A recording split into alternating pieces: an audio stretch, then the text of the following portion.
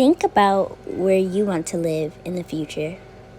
Is it an urban, suburban, or rural community? Is it close to your place of work? Usually, when picking where you want to live, you want to do research on what the community might offer.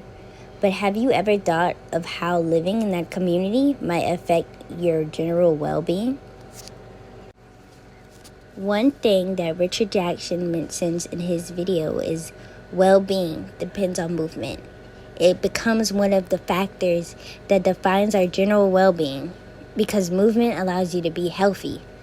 You want your future living area to facilitate positive general well-being so you can be healthy and connected to your community. When I was younger, I lived in a quiet suburban neighborhood in Prince George's County, aka Pretty Girl County, called Marlton. Mornings in Marlton had a familiar rhythm, children's laughter echoing down the sidewalks as they walked to school, neighbors exchanging warm greetings while walking their dogs,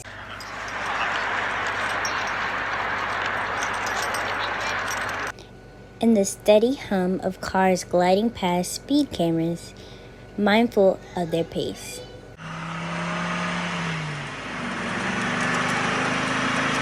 Those cameras weren't just a legal checkpoint, they were guardians placed there to protect us, especially the students making their daily journey to and from school. In the simple everyday routine, there was a sense of safety, community, and care.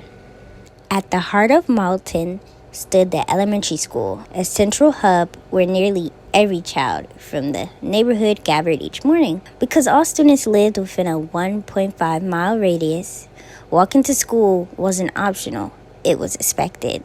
But what might have seemed like an inconvenience in another community felt natural in Marlton. Our sidewalks were wide, shaped by the trees, in line with the familiar faces of friends and neighbors. The walk became a daily ritual that brought us together. This simple routine furthered healthier habits, giving us daily exercise and fresh air before the school bell rang. For many of us, it meant lower risk of childhood obesity or diabetes, though at the time, we just thought of it as a chance to race our friends or kick up leaves in the fall.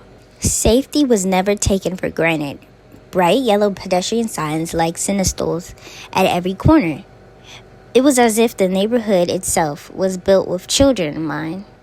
Richard Jackson mentions that school is a center of community. Nearby schools offer more exercise because it's walking distance. And present-day walking has decreased from 60 to 15%, walking and biking. You can see it in kids' weights. Kids started weighing 15 more pounds than they did in 1980. They are less fit and have an easy access to getting diabetes. Richard Jackson mentions that the quality of children's play is richer, socialized, and less hazardous with nature. Trees cool the air and reduce pollution and provide sociological benefits.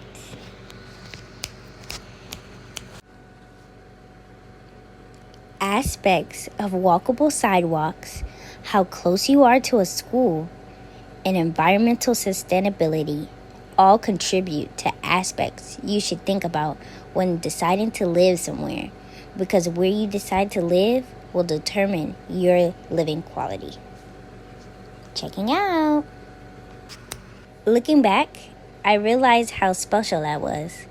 Marlton didn't just give me a home. It gave me a sense of community, of belonging, and of being cared for. The simple walk to school was more than a routine. It was part of the heartbeat of the neighborhood, designed for connection, health, and safety. And that walk, day after day, quietly helped shape the person I've become.